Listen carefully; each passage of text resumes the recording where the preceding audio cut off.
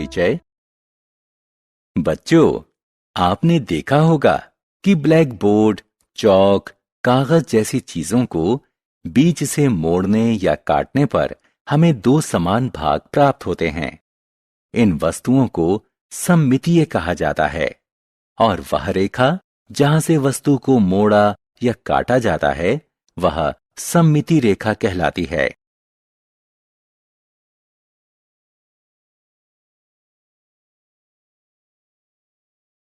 उद्देश्य। इस पाठ के अंत में आप निम्न करने में सक्षम हो जाएंगे: सममितीय वस्तुओं को परिभाषित करना, सममिति रेखा को परिभाषित करना, विभिन्न आकृतियों में सममिति रेखाओं की संख्या ज्ञात करना, सममिति रेखा के रूप में दर्पण रेखा की व्याख्या करना, दैनिक जीवन में सममिति के अनुप्रयोग का पुनरावलोकन।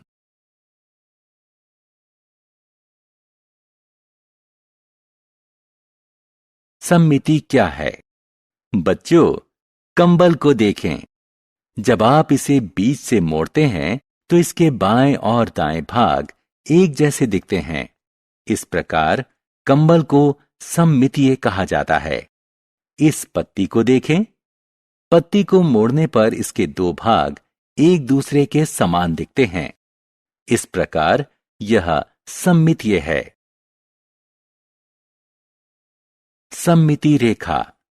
छुई मुई के पौधों की पत्तियों को देखें। जब आप इन्हें छूते हैं तो ये दो भागों में मुड़ जाती हैं।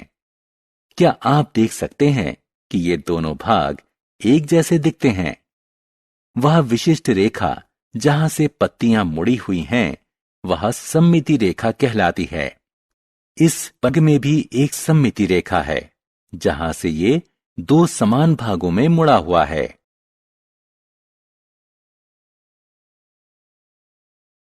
सममितीय आकृतियां बनाना।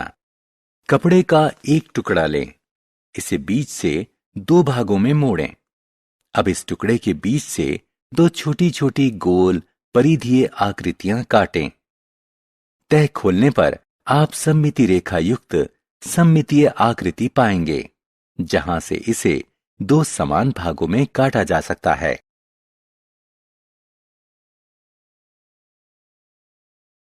दो सममिति रेखाओं वाली आकृतियां। मनु और मृणाल के पास एक आयताकार केक है। दोनों इसे दो बराबर बराबर भागों में बांटना चाहती हैं। केक को दो प्रकार से बराबर बराबर भागों में बांटा जा सकता है। क्या आप जानना चाहते हैं ऐसा कैसे हो सकता है? आइए पता लगाएं। केक को क्षैतिजिक रूप से बांटा जा सकता है जिससे इसके दो भाग समान दिखेंगे। इसे ऊर्ध्वाधर रूप से भी दो समान भागों में बांटा जा सकता है। इस तरह हम कह सकते हैं कि आयत में दो सममिति रेखाएं होती हैं। अनेक सममिति रेखाओं वाली आकृतियां। आर्ची के पास दो लंच बॉक्स हैं। एक में तीन सममिति रेखाएं हैं। उसे ये बॉक्स पसंद नहीं है और उसने इस बॉक्स को अलग रख दिया है। उसने दूसरा वाला बॉक्स लिया है। आइए देखें।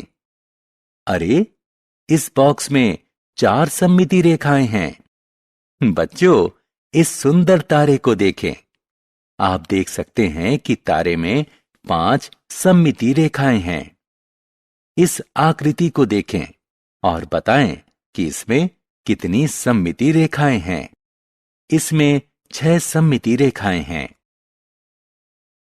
ज्यामितीय आकृतियों में सममिति। आयत में 2 सममिति रेखाएं होती हैं, लेकिन वर्ग में 4 होती हैं। वृत्त में अनंत सममिति रेखाएं होती हैं। परावर्तन और सममिति। छात्रों, आपने अवश्य ध्यान दिया होगा कि जब आप दर्पण के सामने खड़े होते हैं, आप और आपका प्रतिबिंब एक समान होते हैं। बना हुआ चित्र उस वस्तु का उसी रेखा में परावर्तन के कारण बना हुआ प्रतिबिंब होता है।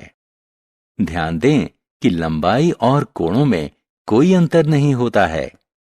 हालांकि प्रतिबिंब में वस्तु का बायां भाग दाईं ओर होता है और दायां भाग बाईं ओर होता है।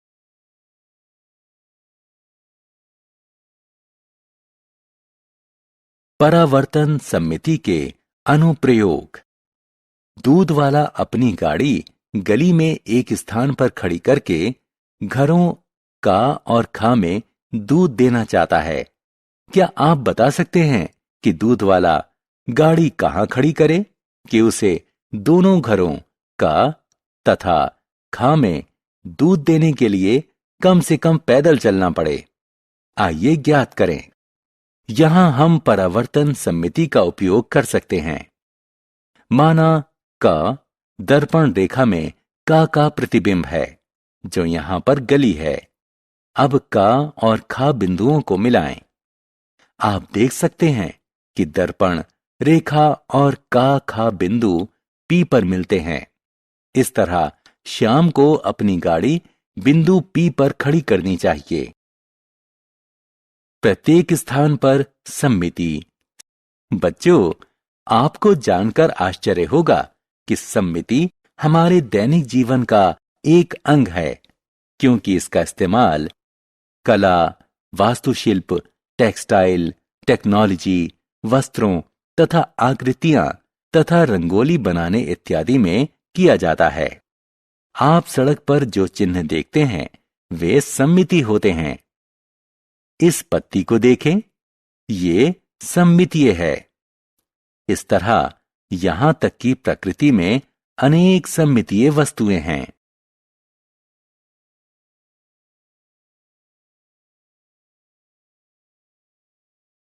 सारांश। आइए हमने जो कुछ सीखा है उसे संक्षेप में दोहराएं। समान रूप से संतुलित समानुपात वाली आकृतियां सममितीय कहलाती हैं। जिस रेखा से आकृति को इस प्रकार मोड़ा जा सकता है कि उसके दो बराबर बराबर भाग हो जाएं, सममिति रेखा कहलाती है। सममितीय आकृति में एक, दो या अनेक सममितीय रेखाएं हो सकती हैं। कोई वस्तु और उसका दर्पण में बना प्रतिबिंब दर्पण रेखा के संदर्भ में सममितीय होते हैं। हमारे दैनिक जीवन में कला, वास्तुशिल्प, टेक्सटाइल, टेक्नोलॉजी, अभिकल्प रचना इत्यादि जैसी चीजों में सममिति पाई जाती है।